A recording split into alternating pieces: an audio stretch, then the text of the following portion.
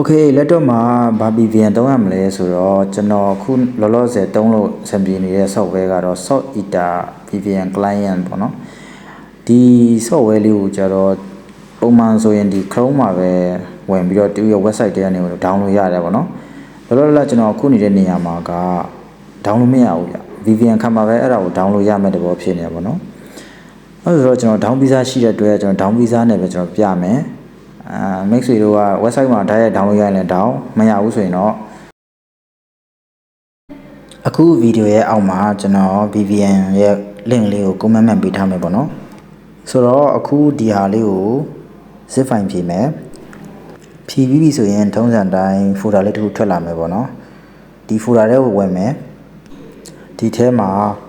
အလဲတဲ့မှာ application ဆိုတာလေးရှိတယ်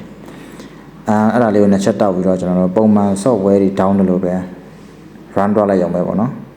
သူ agree ဆိုရင် agree လုပ်ပြီးတော့ next ဒီနေ့ပြီးတော့ run လိုက်ရုံပါပဲခင်ဗျဒီခဏစောင့်လိုက်မယ်ပေါ့နော်ဒါဆိုရင်ဒီ desktop ပေါ်မှာ software ရောက်လာပြီပေါ့နော်ဆိုတော့ဒီ software ကိုကျွန်တော်တို့ပုံမှန် software ဖွင့်တယ်လို့ပဲနောက် internet ချက် double click နဲ့ဖွင့်ပြီးတော့အောက်မှာဒီမှာဒီဘာညာ server ဆိုတော့နေလိုက်ပေါ့နော်တဘောတရားကတော့ဒီ server တွေကတခုကိုချိန်ပြီးတော့တုံးရုံပဲပေါ့နော်ဒါမှနည်းနည်းချိန်ရခက်တာလေးရှိတာပေါ့အခုလွယ်တာကတော့ဒီ IP address caller နဲ့ဒီမှာ softband ဆိုတာလေးကိုရွေးပြီးချိန်ရင်တော့လွယ်တာကိုတွေ့ရတယ်ပေါ့နော်အခုကျွန်တော်တို့တွေ့ရတာပေါ့